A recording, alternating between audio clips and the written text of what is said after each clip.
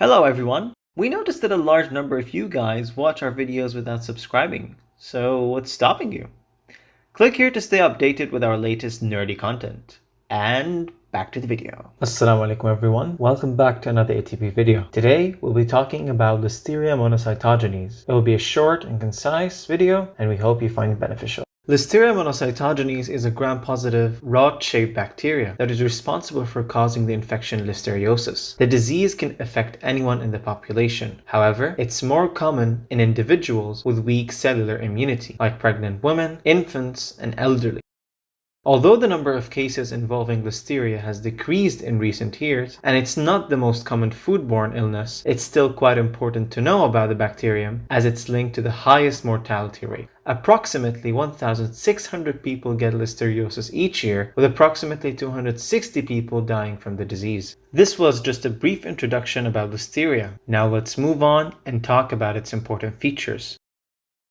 Listeria monocytogenes belongs to the class of Bacilli, and there are currently 10 species that belongs to Listeria. However, only Listeria monocytogenes is associated with human illness. The bacterium is gram-positive, non-spore-forming, facultatively anaerobic, and rod-shaped.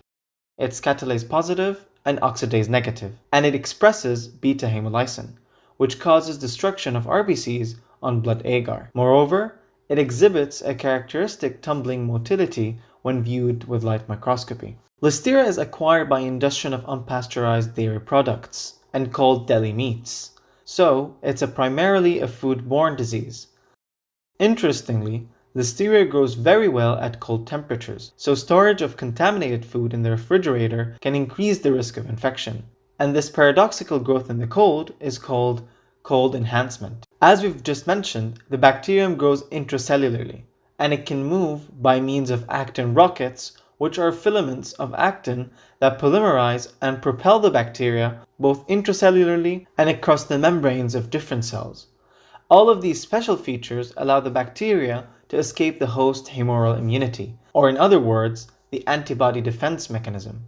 Now let's move on and talk about the unique virulence factors of Listeria.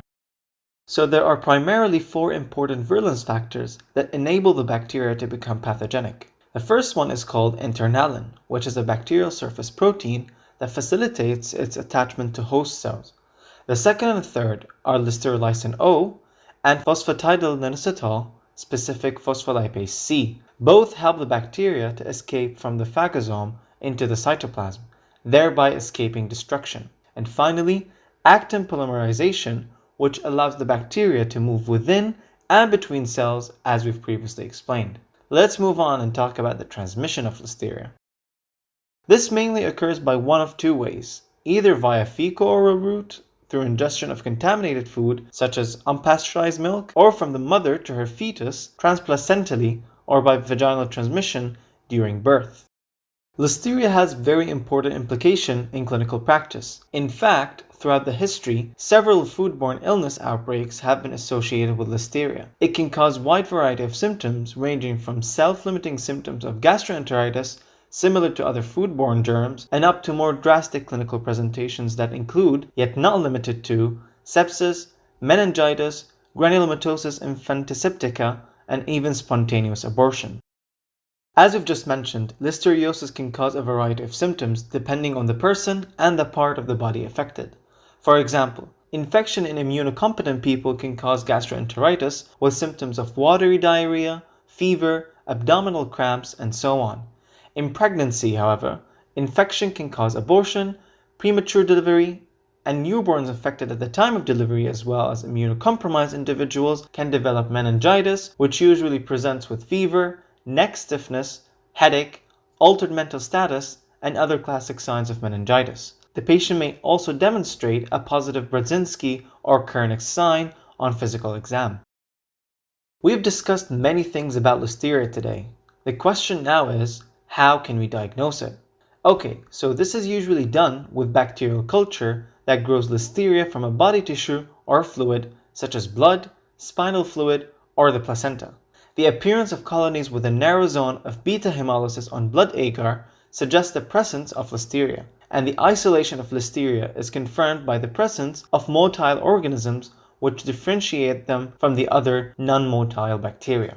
Let's discuss the treatment of Listeria. While usually ampicillin is the antibiotic of choice, an alternative treatment is trimethoprim sulfamethoxazole if the patient has penicillin allergy.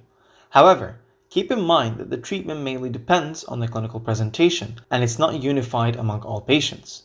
For example, Listeria gastroenteritis is usually self-limiting and does not require treatment.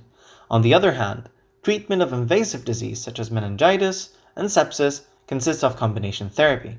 It is much better to never have infection at all, so there are steps we can do to prevent infection.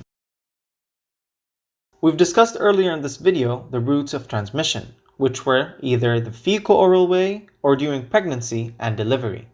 So if we can control these two ways of transmission, a huge number of people can be protected. Starting with simple measures such as proper hand washing techniques and limiting the exposure of pregnant women and immunosuppressed patients to potential sources such as unpasteurized milk can aid significantly in prevention of the disease. Until now, there still isn't any available immunization against Listeria. Hopefully, further research can aid in solving this problem.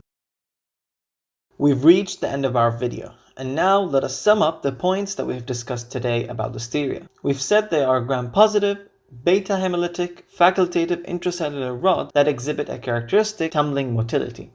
They possess a number of virulence factors that include, yet not limited to, internalins, listerolysine O, and phosphatidylinositol, specific phospholipase C, and actin polymerization. They are transmitted either via fecal-oral route or during pregnancy and delivery. The diagnosis is mainly via gram staining and culturing, and ampicillin is usually the antibiotic of choice. However, treatment is tailored according to each case. And finally, there isn't available immunization, but proper hand washing and avoidance of food sources that might lead to developing listeriosis can significantly prevent the disease. And that's it for Listeria. We hope you found it beneficial.